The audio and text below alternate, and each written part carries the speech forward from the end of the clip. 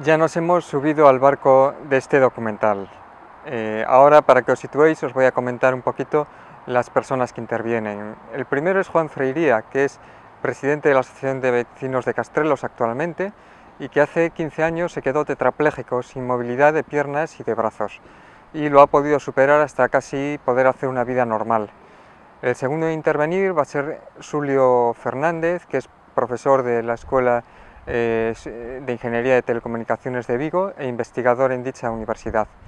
Esta persona padece esclerosis múltiple desde hace 23 años y convive con esta enfermedad pues muy bien, llevando a cabo una labor docente increíble, ¿no?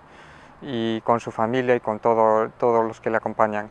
Y luego, por último, tendremos en la entrevista a Rosa Fernández, que es un contable, en estos momentos en paro, pero que está entregada a su familia de forma increíble, ¿no? Esta persona, esta mujer, tiene un hijo diagnosticado de TDAH, que es un problema psicológico que afecta mucho a las familias y actualmente a muchos chicos, y ha convivido con este problema desde el diagnóstico desde hace 7 años y lo ha enfrentado y lo ha superado lo mejor posible, y nos puede dar el ejemplo de una madre cómo se ha entregado para ayudar a su hijo.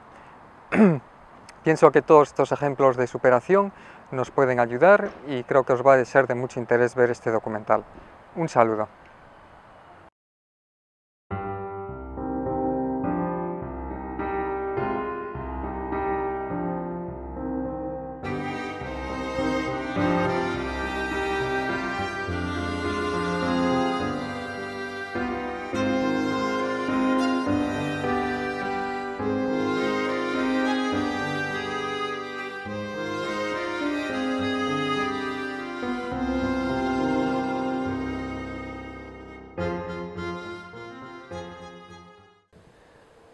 Estamos en la Asociación de Vecinos de Castrelos con Juan Freiría, que es el presidente de la Asociación de Vecinos de Castrelos y que ha pasado una época en su vida que después de un accidente que se quedó tetrapléjico, ¿no? Y entonces le vamos a hacer unas preguntas para que nos cuente su experiencia y algunas cosillas de esta época, ¿no? Entonces, bueno, Juan, buenos días. Hola, buenos días. Sabes, la primera pregunta es saber qué sentiste o qué pensaste, qué pasó por tu cabeza cuando te encontraste con la situación de estar tetrapléjico, cuando te confirmaron que estabas tetrapléjico, ¿no? Que no tenías movilidad ni de brazos ni de piernas. Bueno, pues yo de eso me enteré un par de días después, 3 días después del accidente, pues yo cuando tuve el accidente me llevaron al Seral y, y de momento no me dijeron lo que tenía, ¿no? Hasta que vieron que lo que parece ser que tenía era corrido el disco C3-C4, disco entre las vértebras C3-C4, y que me había hemiseccionado la médula. Entonces que bueno, tenían que esperar 72 horas para operarme y que bueno, hasta entonces no se sabría nada, ¿no? Y luego resulta que a los 3 días que me enteré de eso por los comentarios que hacían los médicos entre sí cuando hacían las visitas, todas las mañanas hacían una visita por las habitaciones para visitar a los enfermos. Y entonces entre ellos comentaban, pues bueno, el enfermo Juan Freiría tiene hemisección medular, hemos procedido a su operación y bueno, se quedará sin movimiento, se va a quedar tetrapléjico, puesto que como la lesión es en las cervicales, pues de ahí para abajo, está inmóvil total. Tendrá que utilizar silla de ruedas y personal de apoyo para moverlo y tal. Y bueno, en ese momento se me vino el mundo encima, claro. O sea, yo le comenté a mi hija, porque mi mujer estaba muy, muy depresiva y no tuve, en fin, no tuve fuerza suficiente para decírselo a ella, pero le comenté a mi hija que yo, si me iba a quedar así, prefería morirme. Conocía el caso de Ramón San Pedro y yo no quería quedarme así. Entonces le dije que prefería morirme. Esa fue la impresión que tuve en ese momento. Ya, entonces, luego, por lo que me has contado y que hemos hablado en alguna ocasión, no te daban esperanzas teóricamente de recuperar, no te daban ninguna esperanza a priori, ¿no? Pero tú decidiste llevar a cabo la rehabilitación, que te hicieran rehabilitación, que no hubiera esperanzas a priori. Entonces, ¿de dónde sacaste la determinación para hacer esta rehabilitación? Y luego si puedes explicar lo dura que fue y cómo superaste las dificultades para hacer la rehabilitación. Bueno, ellos me hacían, al principio, los primeros días, me hicieron unas pruebas tendentes a descubrir si iba a recuperarme o no. Las pruebas mayormente eran pues unos pinchazos en las plantas de los pies y mi cuerpo no reaccionaba. Entonces decidieron que no valía la pena perder el tiempo en la rehabilitación, puesto que no iba a servir de nada porque mi cuerpo no reaccionaba. Pero pasados unos días, yo no sé si 12 o 15 días, yo les pedí que a ver si podían hacerme alguna rehabilitación, porque no creía yo que fuese demasiado costoso eso en este momento, y podía ser, si llegaba a recuperarme, como fue el caso, pues mucho menos costoso para la Seguridad Social o para la nación o para lo, en fin, y yo podría hacer una vida. Vamos, suponía yo que yo tenía la fe de que podía llegar. Y entonces, bueno, después de mucho rogarle y de mandarme otra vez a médicos haciéndome pruebas y que no iba a resultar, pero bueno, decidieron hacerme caso y empezaron a mandar una persona fisioterapeuta a hacerme pruebas, y en los 2 o 3 primeros días resulta que no reaccionaba tampoco, pero luego parece que sí, que en un momento tal empecé a reaccionar, entonces decidieron seguir. Bueno, Perdón, voy a acercar el micro. Fue muy dura la rehabilitación, por lo que me tienes contado, que te ayudaron, tuvo gente que te ayudó, pero resultó realmente muy difícil y muy dolorosa. sí, bueno, yo después allí empezaron a hacerme la rehabilitación, empecé a tener algunos resultados, algunos movimientos muy lentos, algunos movimientos no, o sea, ellos notaban que mi cuerpo podía, o sea, estaba empezando a reaccionar. Allí la rehabilitación era en la habitación. Al principio me mandaban una persona para rehabilitarme en cuanto a movilidad, y además me mandaron otra también, otra fisioterapeuta, para rehabilitarme en cuestión de la respiración. Tuvo que enseñarme a respirar también. Después de ahí pasamos al gimnasio, abajo al gimnasio del Seral, y bueno, pues poco a poco fui adquiriendo algún movimiento, porque yo era muy terco e insistía en querer moverme, me reñían por hacerlo, pero vamos, yo tenía esa inquietud y bueno, poco a poco algo sí, aunque salí de allí en silla de ruedas, yo no andaba cuando salí de allí. Bueno, y así de las personas que te rodearon y que te apoyaron más, que podrías contar algo, quiénes fueron los que más te ayudaron, los que te trajeron más beneficio de cara a tu recuperación o que te apoyaron más en esos momentos difíciles. Bueno, como ya te conté antes, yo creo que influyó mucho eh, todas las personas del entorno. Primero, creo que el buen hacer de los médicos, que en vez de operarme a las 72 horas como ellos tenían previsto, a las 12 horas debieron de ver que ya me había bajado la inflamación o algo así, y llamaron a mi mujer para que firmara el consentimiento, y me operaron ya a las 12 horas. Yo creo que eso ya debió influir bastante. Después, pues bueno, el entorno, todo, mi familia, mi mujer, mi hermano, que eran los más decaídos que estaban, pero bueno, mi madre, toda mi familia y mis amigos me venían a visitar, cosa que a veces incluso se hacía un poco pesado, porque allí solo pueden estar 2 personas por, eh, por enfermo, y a veces se juntaban demasiadas y yo lo pasaba mal, porque tampoco tenía ganas de decirle que no vinieran.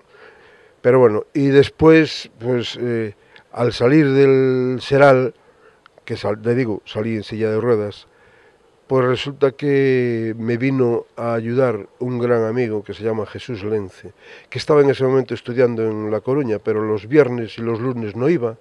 Por lo tanto, los 3 primeros fines de semana que pasé en casa, vino este chico a ayudarme, a darme grandes palizas, porque a mí para los movimientos que me tenía que hacer eran muy dolorosos, pero él me dijo que tenía que hacer 10 movimientos por cada miembro, y los hice, en fin, con ayuda de mi mujer, porque yo no era capaz. y me infringía bastante dolor. La pobre hasta le caían las lágrimas en las lágrimas de sus ojos por el dolor que me estaba infringiendo, pero yo le dije que tenía que hacerlo y así lo fuimos haciendo. Y bueno, en 3 semanas pues fui capaz ya de andar apoyado en una mesa de billar que tengo en mi bajo. Y bueno, a las 3 semanas este Lence, la última vez que vino así ya directamente a casa, me hizo andar a mí solo, que tuviese fe en que no me iba a caer porque él estaba allí para ayudarme. Y efectivamente di unos cuantos pasos, no sé, 5 o 6 pasos hacia él, como si fuese un niño pequeño, vamos. Y el pobre me ayudó muchísimo, yo lo estoy muy agradecido. Pues estupendo. Y bueno, pues que ahora eres presidente de la Asociación de Vecinos de Castrelos en Vigo. ¿Y me puedes contar cuándo empezaste tu colaboración con la Asociación de Vecinos, desde cuándo eres presidente y cuál es un poquito tu labor en la Asociación de Vecinos? Bueno, yo en la asociación empecé hace muchos años, en el 78, porque me llamaron, yo no quería ir, pero bueno, porque estaba muy ocupado y tal, pero como siempre las cosas, la gente hace las cosas cuando está ocupada, porque cuando no está ocupada es porque no hace nada. Entonces, bueno, estuve allí, primero como vocal el primer año, después el segundo ya estuve como vicesecretario, un par de ellos más, pues como secretario. Y luego dejé la asociación hasta el año 2005, que me volvieron a llamar y volví a venir. Entonces ya en ese momento me eligieron vicepresidente, porque elegimos presidenta a la persona que estaba anteriormente. Luego esta persona se marchó a los 2 años, porque ya en este momento los mandatos de la asociación son de 2 años. Se marchó y bueno, me eligieron presidente y soy presidente desde el 2008, 2007, 2008 me parece, al principio de 2008, hasta ahora. Bueno, y la labor un poquito que bueno, también recordamos que ahora tienes un poco de un poco no, bastante, mucha falta de sensibilidad en el lado izquierdo del cuerpo, que tropiezas y sabes que tropiezas, pero no tienes el tacto desarrollado, ¿no? En el lado izquierdo del cuerpo. Pero aún así escribes cartas, escribes al ordenador, entonces tu labor, ¿en qué consiste un poquito en esta asociación de vecinos? Bueno, pues efectivamente, a pesar de la incapacidad que tengo de escribir y tal, yo era un mecanógrafo, vamos, pasable, pero no, al no tener sensibilidad, pues no soy capaz de escribir bien. Tengo que ver para el teclado, cosa que antes no hacía, pero bueno, voy todas las noches al ordenador a practicar y efectivamente hago pues los informes que tengo que hacer, que hay que hacer para solicitar subvenciones, las justificaciones, hago los presupuestos yo y luego le pido a los profesionales los importes y bueno, represento a la asociación en todo lo que hay que ir a sitios que te piden que asistas y bueno, llevo la vocalía de urbanismo y bienestar social y bueno, un poco pues eso, atiendo a la gente que viene, que quiere hablar con nosotros. Aquí tenemos una persona muy válida en la secretaría, que es una administrativa estupenda, pero vamos, que atiende a la gente muy bien, pero hay gente que quiere hablar con el presidente. El presidente aquí no es nada más que cualquier otra persona, pero bueno, la gente tiene esa cosa, entonces les atiendo. Y luego referido a anécdotas, porque me contaste un par de ellas, una relacionada como cuando te tambaleabas y lo que comentaste cuando te tambaleabas y te vio una persona, y luego la otra que es referida al baile que tú dijiste que querías asistir a pesar de que aún estabas encamado, ¿no? Bueno, cuando estaba en el Seral y no me movía, yo un poco así de mofa, riéndome de mí mismo al fin y al cabo, le dije al doctor que teníamos como tutor, que yo soy una persona que ha nacido en Beade y que iba a las fiestas de Santa Ana que se celebran el 26 de julio, que iba todos los años a bailar y que ese año pensaba ir a bailar también. Entonces, claro, él se rió y dice, bueno, pues muy bien, si es usted capaz de hacerlo, hágalo, que eso le vendrá muy bien y tal. Porque él me lo decía creyendo que no iba a poder hacerlo, claro. Y efectivamente, fui a bailar, pero ya en mayo, a un baile que hicimos fuimos una peña que tenemos y tal. Entonces ya fui a bailar apoyado en mi mujer, porque efectivamente no, como para bailar no estaba, pero bueno. Y por supuesto que fui a bailar a la fiesta de Santa Ana el 26 de julio de ese año, del 99. Y lo de el tambalearse, lo que comentaste, bueno, cuenta. Bueno, lo de tambalearme, eso ya pasaran 12, 13, 14 meses, no sé.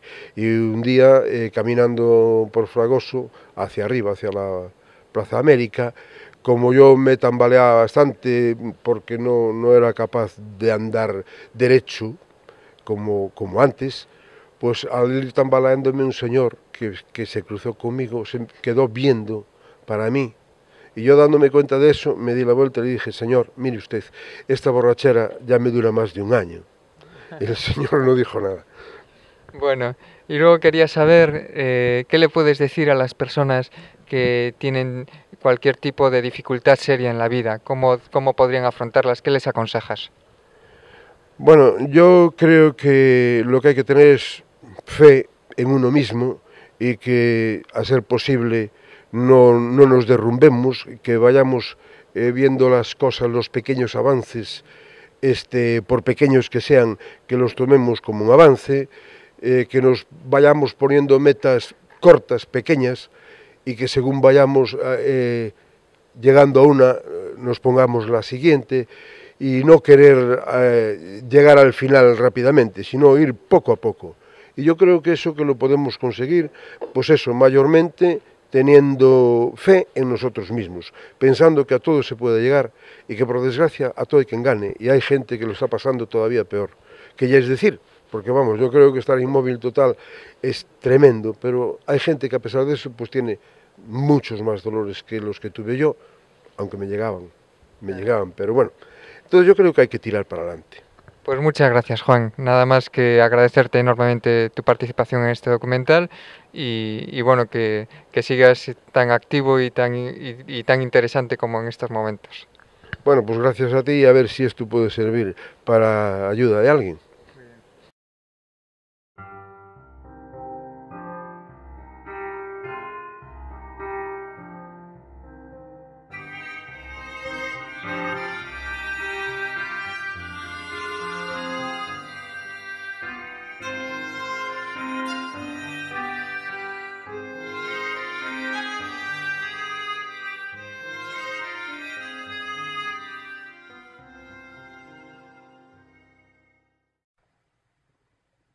Estamos en la Escuela de Telecomunicaciones de Vigo, en el despacho de Xulio Fernández, profesor de la Escuela de Teleco.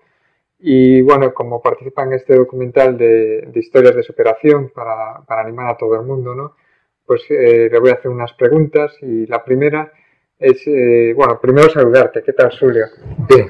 Buenos días. Buenos días. Y bueno, lo primero es preguntarle o preguntarte qué sentiste o qué pensaste, qué pasó por tu cabeza cuando te enteraste que tenías esclerosis múltiple. Bueno, ya fue hace unos cuantos años.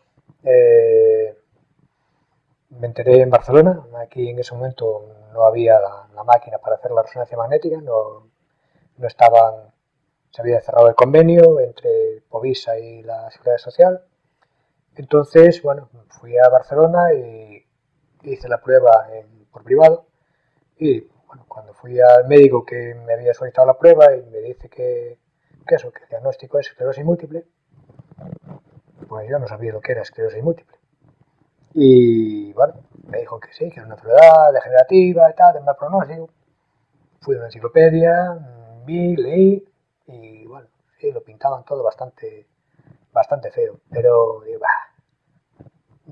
como que yo tampoco será tanto, seguro que no es tan fiero el león como lo pinta. Y en principio seguí mi vida sin más, sin hacerle ni caso, digamos, un poco la idea era, digo, bueno, a ver si yo no hago caso a esto, como una novia que no te interesa mucho, la ignoras y tal, y a lo mejor también se olvida de ti. Exactamente. Y no desapareció. Fueron, de entrada me tiré así unos años. ¿Esto fue en qué año aproximadamente cuando fue el diagnóstico? Pues en el 87 o algo así. 87, sí. O sea que ya hace hace 20, Hace, 20 y varios años. sí, como 30 años casi, sí, hace muchos años. Muchos años. Y un poquito luego desarrollaste los síntomas, ¿no? No tanto 30, porque sí, ya estaba casado, ya estaba de vuelta en Vigo, ya estaba trabajando aquí hace 27 que estoy en Vigo, con lo cual ahora 25. 25 sí. años, 25 años. Sí.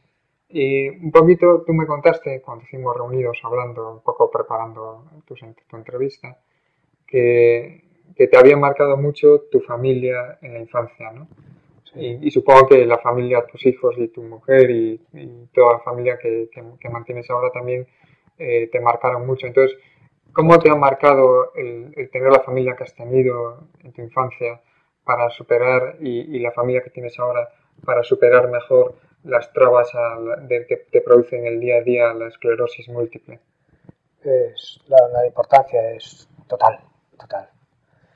Yo digamos, fui consciente de la importancia de la familia cuando estaba estudiando Teleco y Teleco en Barcelona en aquellos años era muy dura.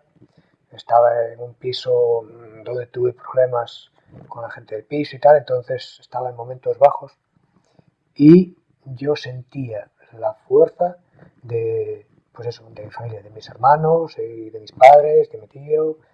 Eh, digamos, yo sabía que ellos estaban ahí, que me apoyaban. Vale.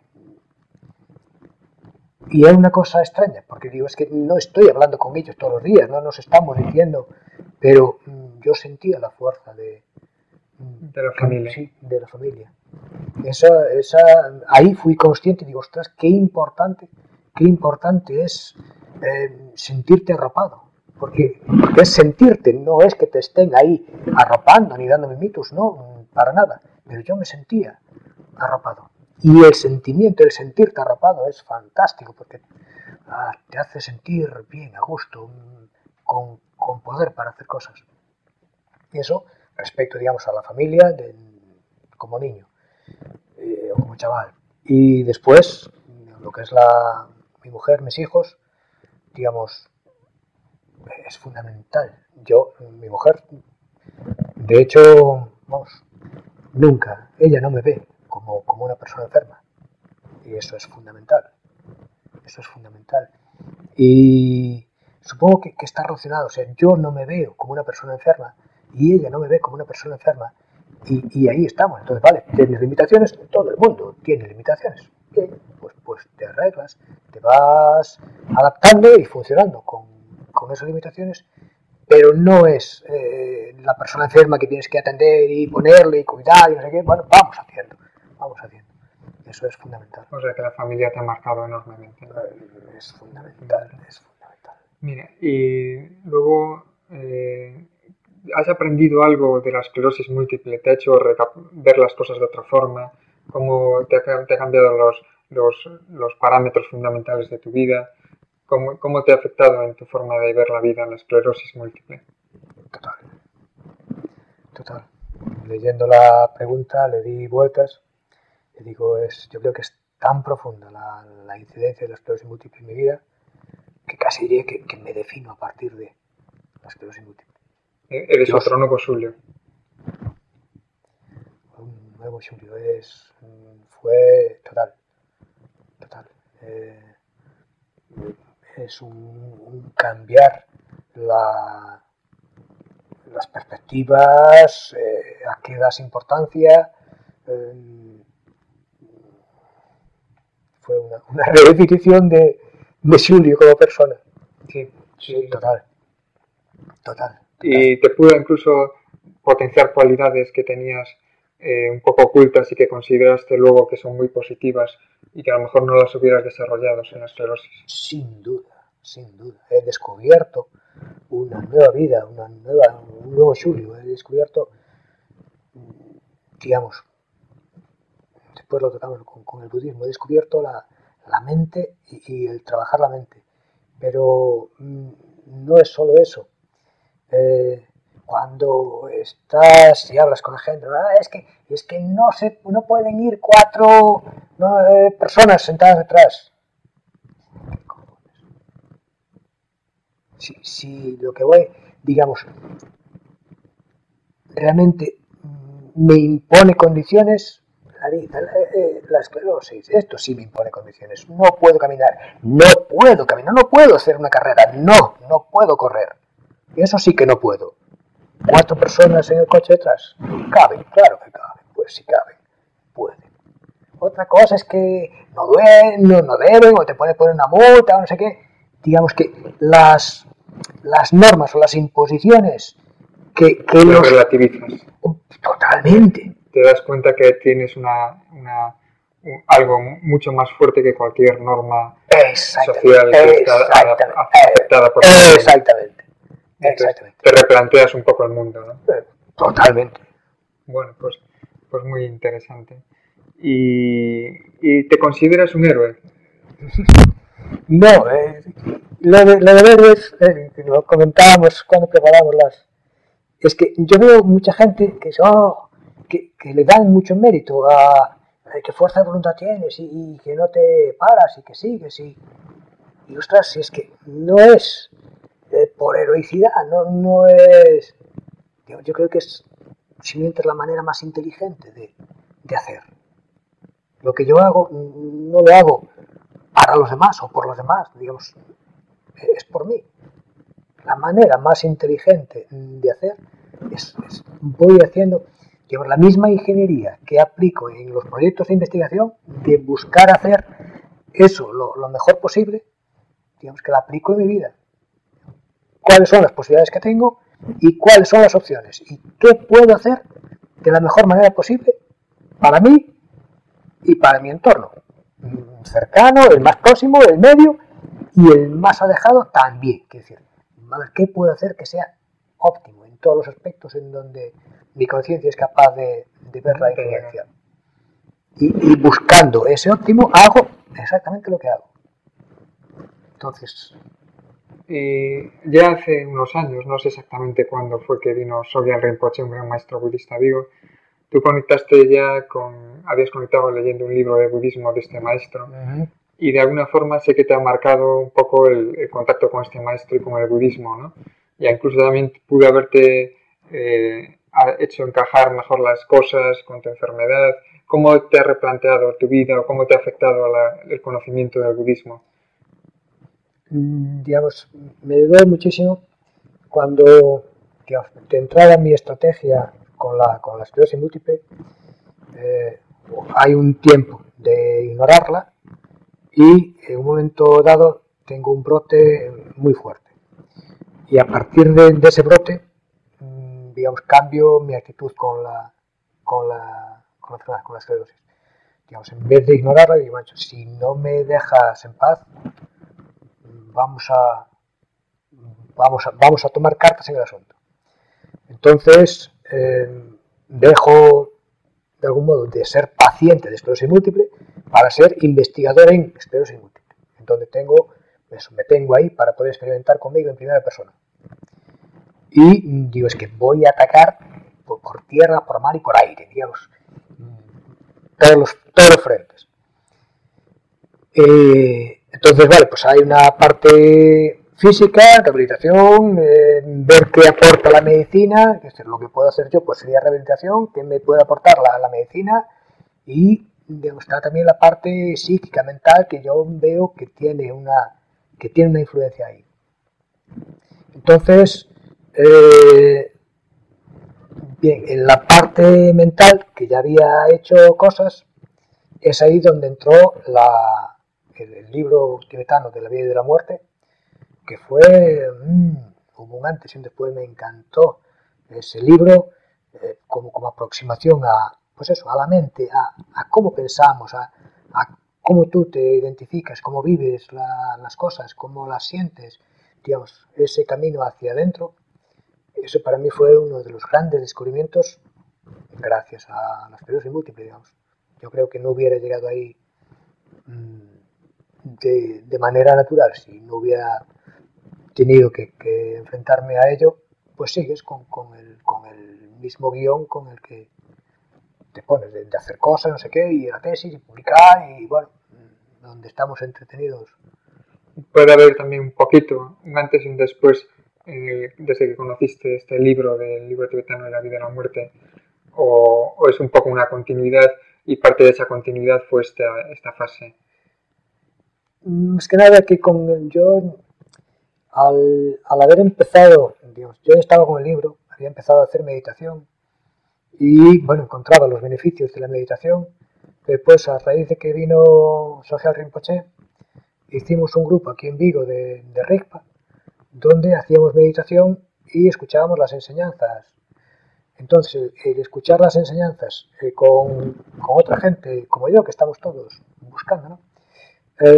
Fue muy enriquecedor.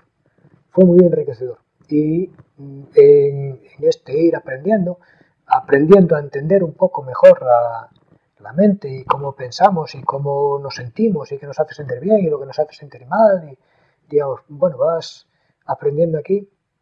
Y donde encontré realmente un salto fue cuando empecé a hacer meditación a diario. Uh-huh.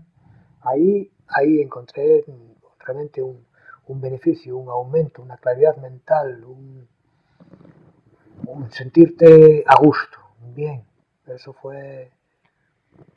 Muy bien. Y como última pregunta, que se la hago a todas las demás personas que participan en el documental, es ¿qué le dirías a las personas que están atravesando dificultades serias de cualquier tipo? ¿Qué les aconsejarías? Con esto encaja perfectamente.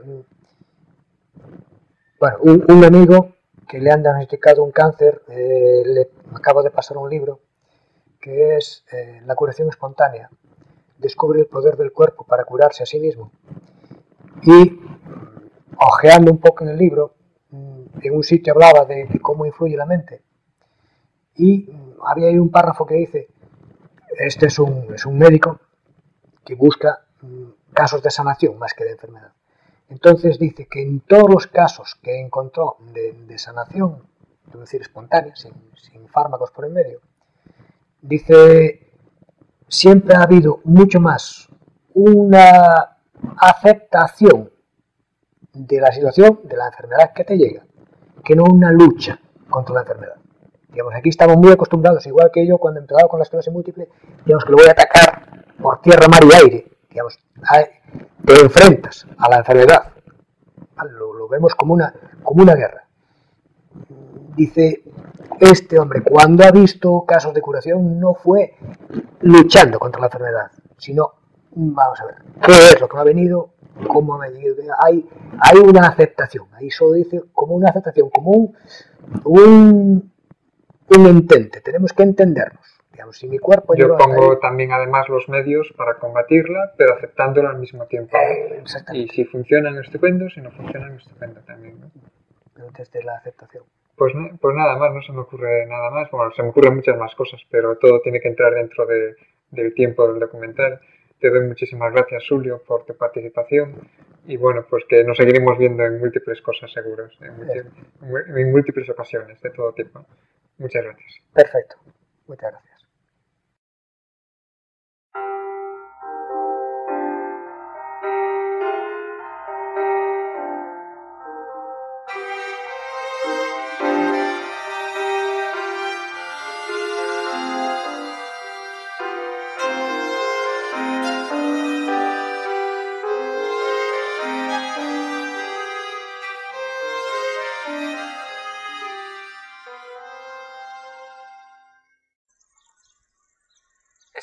Estamos en la playa de la Fuente, estoy con Rosa Fernández, que nos va a contar un poco de su historia, que tiene un hijo diagnosticado de TDAH, y bueno, le voy a hacer unas preguntas para el documental que estáis viendo, y bueno, primero darte las gracias por participar en el documental, Rosa. De nada, sin problema ninguno.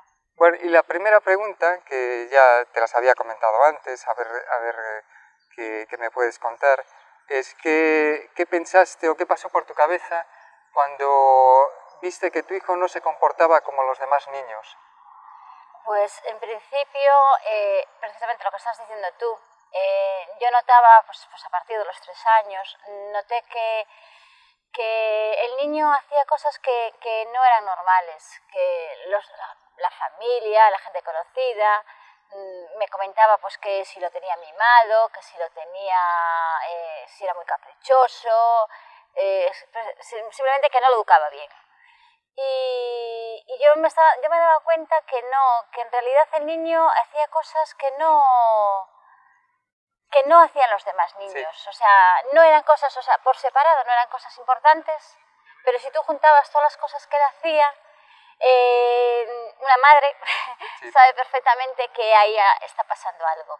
Entonces fue ahí donde empecé yo a pensar que algo tendría que ser. Y estabas preocupada, me imagino. Hombre, por supuesto. La verdad que pasé muchísimos años, bueno, muchísimos, para mí fueron siglos, pero desde los 3 años más o menos, que fue cuando el niño empezamos a notar algo distinto, pues hasta los 10 años que le diagnosticaron el TDAH, fueron años de lucha, de escuchar a la familia, es que no sabes educarlo, es que el niño lo consientes mucho, si yo fuera tu madre ya verías lo que te ponía a línea, pero las madres sabemos que no, que hay algo ahí en el fondo que no cuadraba, que no era un niño que era igual que los demás. Bueno, entonces la segunda pregunta es, ya cuando conociste el diagnóstico de la enfermedad de tu hijo, cuando le diagnosticaron TDAH, para ti hubo, me imagino, que un cambio, ¿no?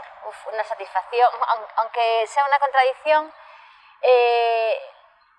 tú estás viendo que tu hijo tiene un problema y estás viendo que todo el mundo alrededor, con buena intención, te está diciendo lo estás haciendo mal. Y tú sabes de que no, de que hay algo. Entonces, en el momento que te dicen sí hay algo y lo que es esto, entonces dices tú, bueno, ahora que ya sé lo que tiene el niño, ahora puedo empezar a atajar el problema. Porque hasta esa época estabas dando bandazos porque decías, hago esto, resulta que no salía bien, haces otra cosa tampoco.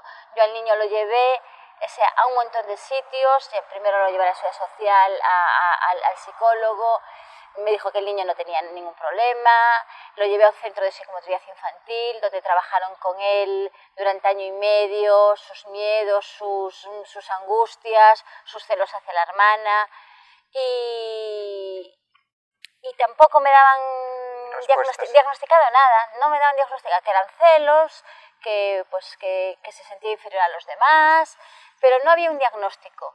Y entonces por fin, a los 10 años, conocí a su psicólogo, que era un chico que estaba empezando, llevaba 2 años trabajando nada más, un chico joven, un chico con ganas de ayudar.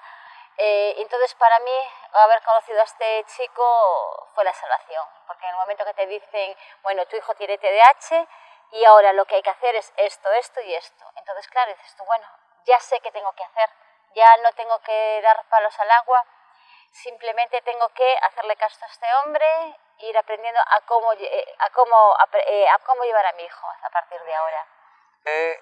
Rosa, esta es la pregunta que más me gusta de todas, y es que ¿qué puede llegar a hacer una madre por sus hijos, por cualquiera de ellos? Yo creo que con cualquier madre haría todo por sus hijos, pero en mi caso en concreto, lo que yo he intentado, yo pienso que he conseguido bastante, ha sido comprenderlo. Comprenderlo.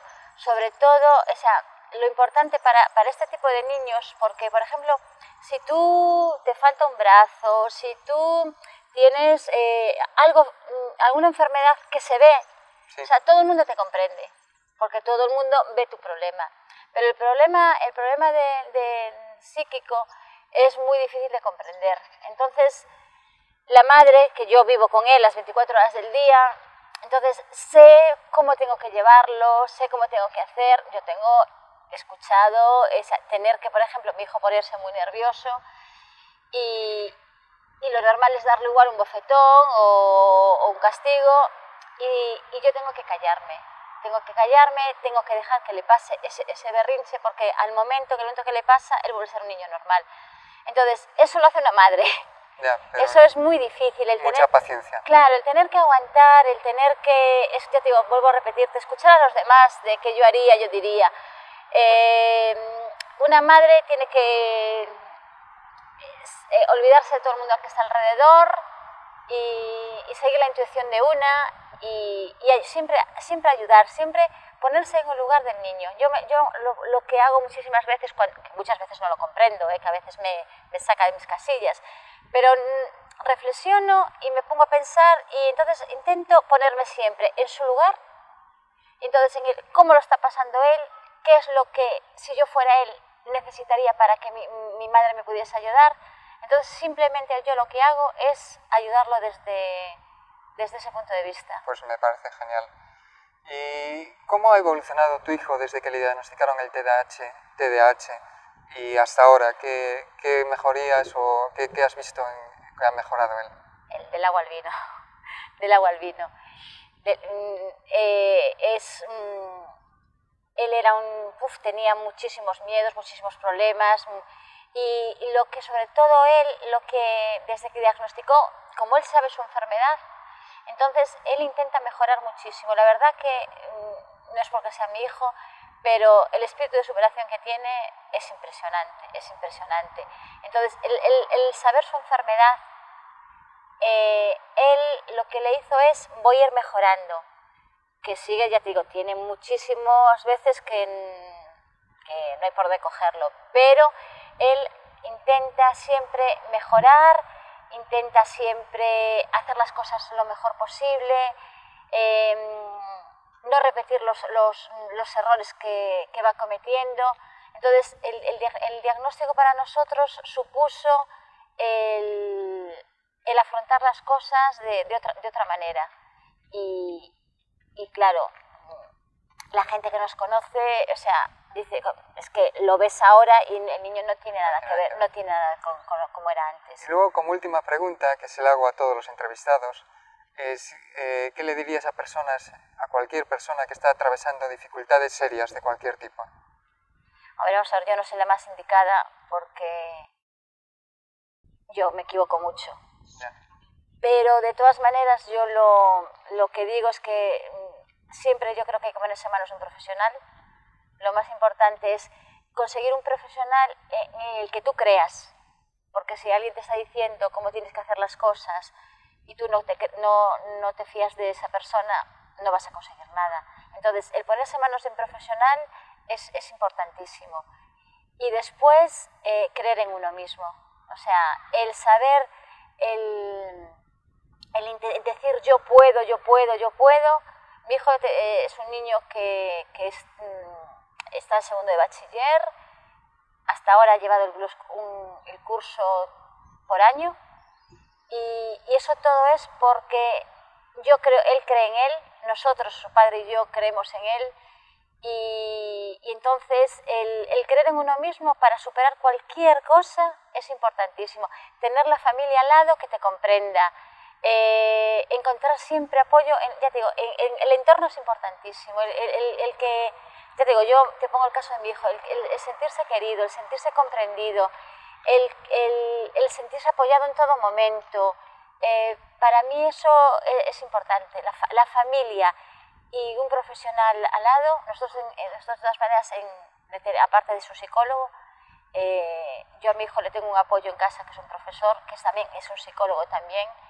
Y cuando él tiene problemas habla con él, o sea, le viene a dar clase, pero a veces hablan de otros temas. Hablan de fútbol, le hablan de la vida y entonces el sentirse súper apoyado. Y él, por ejemplo, dice, ay mamá, tengo no sé cómo estudiar, es que no me va a dar tiempo a todo. Entonces voy a consultarlo con Osmar, que es el chico este. Entonces él a eso le da una tranquilidad impresionante. Pues y después, aparte, me viene mamá, voy a dejar de estudiar esta asignatura porque así me puedo centrar en la otra. Entonces el apoyo que su padre y yo le damos en decir, estamos contigo, tomes la decisión que tomes. Él sí le tranquiliza y le evita que el problema se aumente. Exactamente, exactamente. Él, por ejemplo, si nosotros lo presionásemos de tienes que estudiar o tienes que hacer esto, tienes que hacer lo otro, pero nosotros intentamos presionar porque la presión, él es muy responsable, entonces la presión se la pone a él mismo. Entonces nosotros al estar por detrás aceptando cualquier decisión que él tome, yo creo que eso es buenísimo. Entonces, o sea, apoyar siempre. El entorno es muy importante. Cuando hay cualquier dificultad, el apoyar a los demás, el que otras personas te apoyen, el entorno cercano. Sí. Pues, la familia es el pilar de este tipo de niños. El instituto también, mi hijo también, por ejemplo, tiene profesores que lo apoyan mucho. Entonces, él tuvo una profesora el año pasado que precisamente fue la única profesora que le suspendió una asignatura para septiembre. Y para él es la mejor profesora que tuvo nunca. ¿Por qué? Porque lo entendía. Él no daba no era capaz, el inglés se da mal, él no era capaz no lo entiende, pero solamente el cariño con que lo trató esa profesora. Él está con la cosa, profe, a ver si apruebo. Entonces, el apoyo ese le ha funcionado muchísimo. Es impresionante. Bueno, pues como tenemos que entrar dentro de la duración del documental... No, está bien, está muy bien, está estupendo. Yo aprendo mucho con todos vosotros los entrevistados y las entrevistadas. Entonces, solo darte las gracias por haber participado y bueno, que me alegro mucho y me regocijo de todo lo bueno que has hecho y haces continuamente, sobre todo especialmente con tu hijo. No, hombre, Muchas gracias, yo creo que las madres estamos... Es lo que tenemos que hacer, ayudar a nuestros hijos siempre. Muy bien. Venga, gracias. Y hemos llegado al final de este documental. Para mí ha sido un placer y he aprendido mucho con las entrevistas a estas 3 personas llenas de ilusión y de determinación. Y he aprendido, y espero que vosotros también, a relativizar un poco las dificultades y a tener fuerza para superarlas, ¿no? Nada más que agradecer especialmente la participación a los entrevistados y a todos vosotros por vuestra atención. Os dejo en la bajada del barco del documental.